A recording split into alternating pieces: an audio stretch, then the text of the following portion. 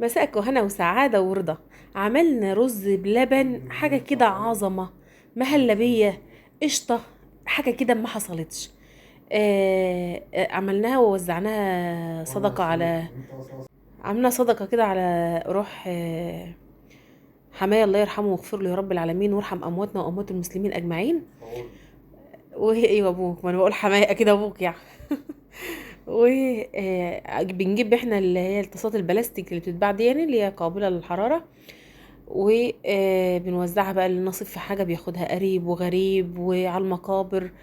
وهتشوفوا الكيس دلوقتي هيبقى عبارة عن ايه. لو وصلت لحد هنا وما عملتش لايك، اعملي لي لايك يا حبيبة قلبي، وقولي انتوا بتعملوا ايه، وايه مراسم الصدقة اللي انتوا بتطلعوها. فلوس احسن يا احلام. حماتي ربنا يديها الصحة بتطلع.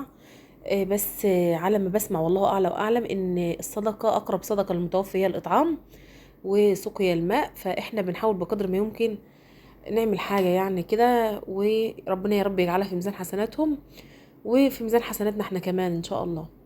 عاملين رز ولبن بطريقة حلوة جدا جدا جدا. انا عملتها معاكم قبل كده، بس النهاردة هوريكم بس شكل الاكياس اللي احنا بنعبيها بيكون فيها ايه، وبيكون عبارة عن ايه.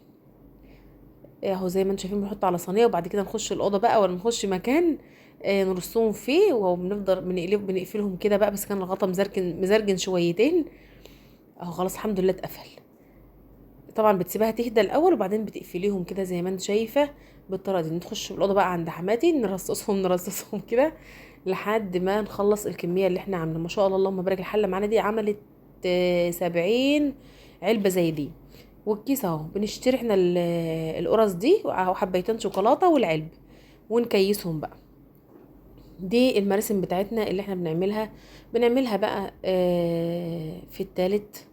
بنعملها في اي وقت، اي وقت حابه ان انت عايزه توصلي حاجه للمتوفي، ابوكي، اخوكي، امامتك، حماتك، حماكي. بتكون حاجه حلوه جدا بصراحه، وهي بتحسسنا احنا بالفرحه يعني. حتى اولادنا كانوا بيشتركوا فيها، اللي بيوزع واللي بيقفل الاكياس واللي بيعمل.